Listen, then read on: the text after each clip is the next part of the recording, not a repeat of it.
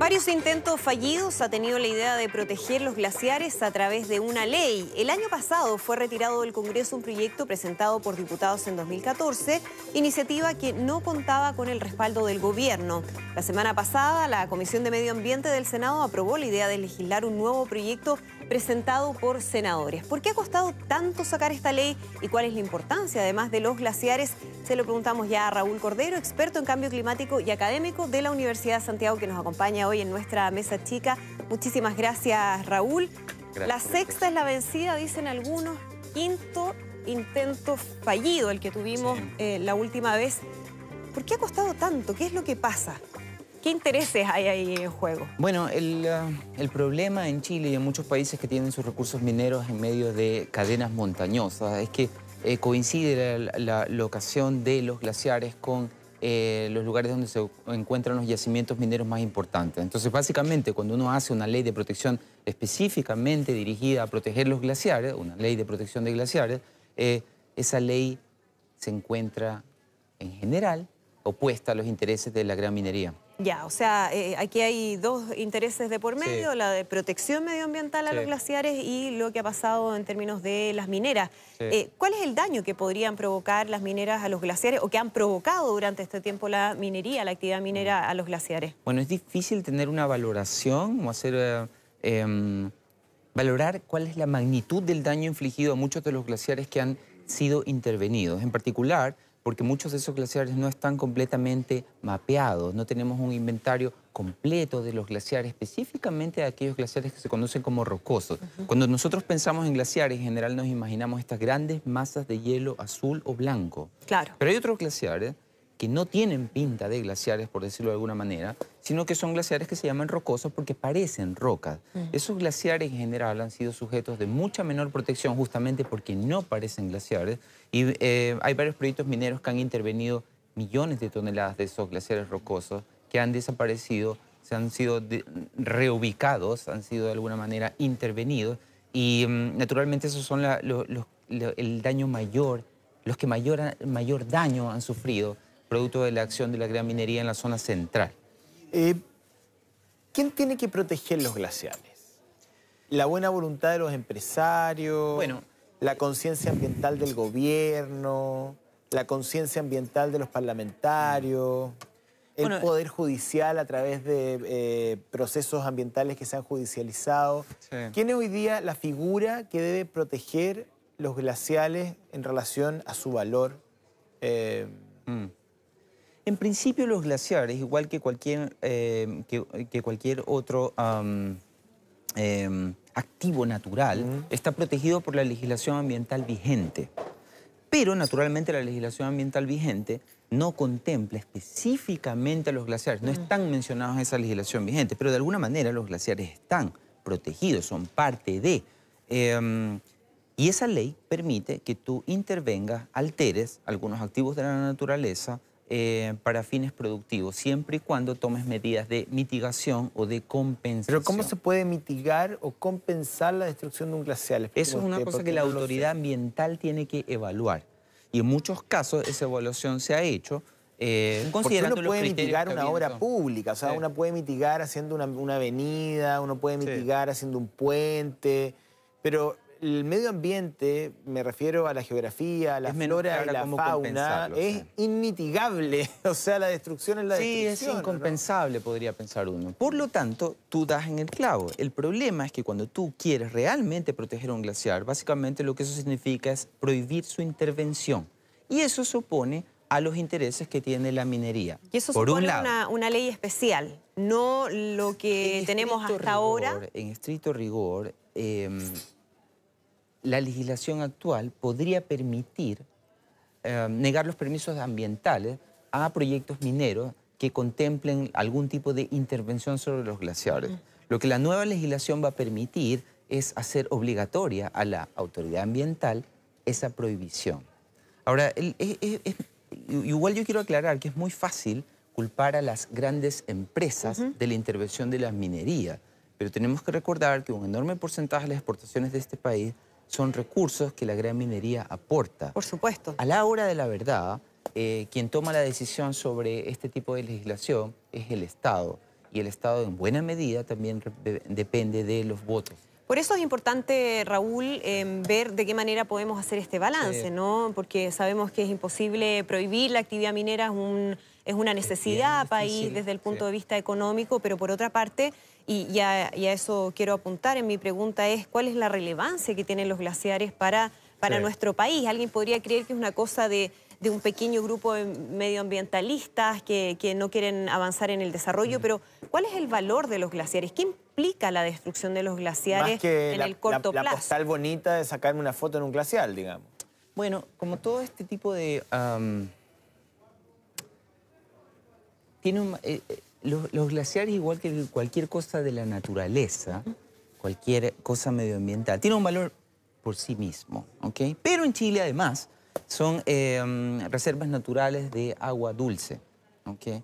Desde mi perspectiva, que un humano se tome un glaciar y lo haga desaparecer tomándoselo, bebiéndoselo, derritiéndolo para tomárselo, es igual de dañino que una minera lo derrita para sacar minerales. Claro. Al fin y al cabo, igual destruyeron el activo. Pero la sociedad en Chile tiene internalizado el hecho de que esas son fuentes a conservar porque son recursos de agua dulce futuros. O sea, Solo destruirlo es un autoatentado finalmente. Claro. Sí, Estoy pensando, sí, ¿cómo lo han resuelto otros países? esa es una buena pregunta. Lo que pasa es que no muchos países en el mundo glaciares. tienen tantos glaciares como Chile y actividad minera al mismo tiempo. Estoy pensando en Canadá, estoy pensando en los fiordos noruegos, que si bien no son estrictamente glaciales... No hay actividad minera importante en esos fiordos, Claro. no tanto como acá. Los países que tienen sistemas cordilleranos importantes, gran minería en esa zona y glaciares a proteger, y además conciencia de que hay que protegerlos, porque hay otros países que tienen... Pensando en perforaciones en Alaska, por ejemplo.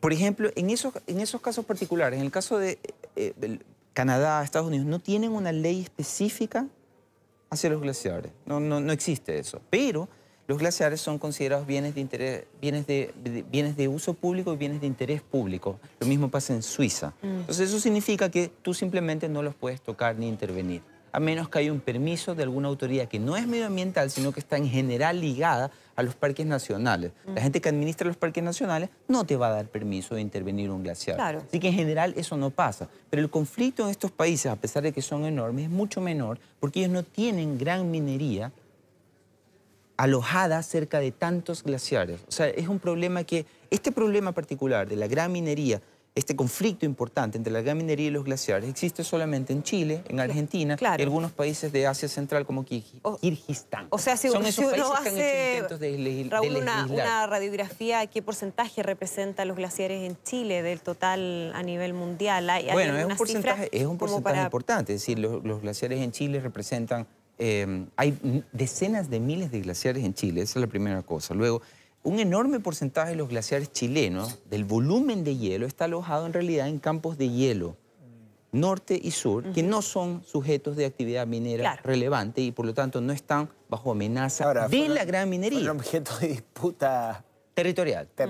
Bueno, desde el punto de vista ambiental da lo mismo de hecho, la soberanía política. En estricto rigor, Campo Hielo Norte todavía es objeto de disputa territorial, Sí. porque lo que se zanjó fue Campo Hielo Sur. El norte todavía, ahí nadie se ha metido ahí, pero... Ok, pero volviendo al tema específicamente medioambiental,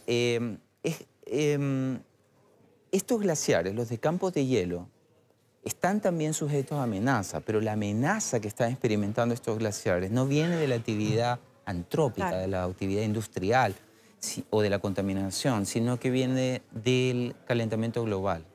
Y ese es un tema bien relevante. ¿Qué es lo que decir, hemos visto, Raúl, hasta ahora en eso? Porque efectivamente aquí uno ve dos amenazas. Sí. No sé si hay alguna que sea más peligrosa o en el corto plazo que la otra, porque ya estamos viendo algunos efectos, Tú ¿no? das en el clavo al hacer la diferencia. La amenaza de la minería es una amenaza en el corto plazo a los glaciares, pero la amenaza del calentamiento global es una amenaza en el largo plazo. No es que va a comenzar en el largo plazo, sino que va a continuar en el largo plazo. Comenzó, los glaciares en Chile, igual que en todo el mundo, se están derritiendo a tasas extraordinariamente altas. Para que tú tengas una idea, los glaciares del mundo, en los que Chile representa un enorme porcentaje, son el tercer contribuyente más importante al alza de nivel del mar en todo el mundo.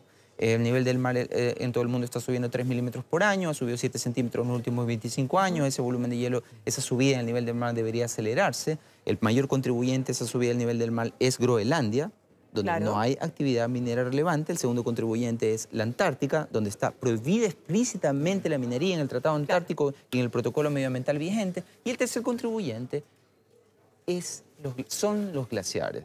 Uno de los conjuntos de glaciares más importantes que contribuyen al alza del nivel del mar es campos de hielo, donde no hay actividad minera. Es decir, el calentamiento global es la amenaza que va a decidir si los glaciares existen o no en el futuro. Quiero insistir con la pregunta de las medidas de mitigación y a ver si usted puede ser bien concreto, para que la gente entienda en su casa. Difícil. Lo pones difícil, pero trataremos. Nada es tan difícil, nada es imposible. ¿Cómo se puede efectivamente ofrecer y en qué consiste, además, un plan de mitigación para un glaciar? ¿Qué significa eso? Bueno, una de las amenazas, supongamos que tú tienes actividad minera al lado de un glaciar, cerca de un glaciar, ¿ok? La mayor amenaza que la actividad que vas a producir, la actividad minera va a producir es la contaminación vía polvo, el depósito de polvo. Cuando tienes que escarbar, durante la actividad minera vas a generar nubes de polvo. Esas nubes de polvo se depositan sobre la nieve y el hielo y lo oscurecen.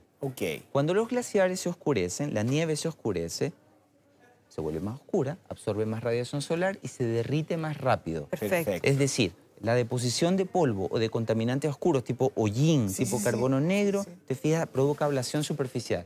La mitigación, las medidas de mitigación que hoy se exigen en la gran minería, pasan en buena medida por el abatimiento de la emisión de polvo. Es decir, que no genere una gran nube de polvo, porque eso daña en kilómetros a la redonda. Es difícil cuando hay que perforar.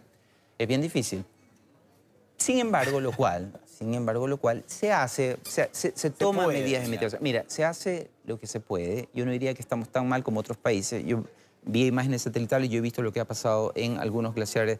Mira, los glaciares que están desapareciendo, a los que les quedan años de vida. Los glaciares chilenos están retrocediendo kilómetros, pero tenemos todavía algunas décadas por delante. Para un rato. Pero los glaciares del mundo más amenazados por esta combinación de minería y calentamiento global son los glaciares en el trópico, en particular en Indonesia. En Indonesia había unos pocos glaciares a los que les quedan años contados con los dedos de la mano.